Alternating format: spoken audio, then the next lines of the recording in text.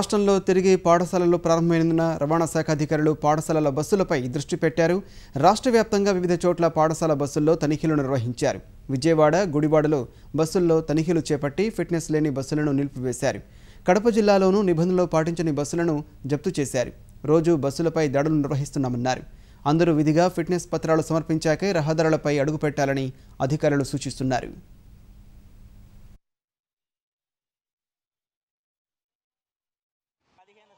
నిండినట్లయితే ఆటోమేటిక్గా బస్ అనేటువంటిది school bus కింద పర్మిట్ ఇవ్వడానికి సిస్టంలోనే వచ్చేదానికి అవకాశం లేకుండా పెట్టాము.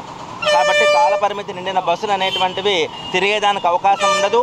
ఒకవేళ ఎక్కడైనా తిరిగినట్లుగా మా దృష్టికి వచ్చినా కూడా ఆ వాహనాన్ని మేము సీజ్ చేసేసి ఆ యాజమాన్యం పైన కూడా ప్రాసిక్యూషన్ చేస్తాం. స్కూల్ బస్సెస్ మీద తనిఖీలు జరగడం ఉందండి.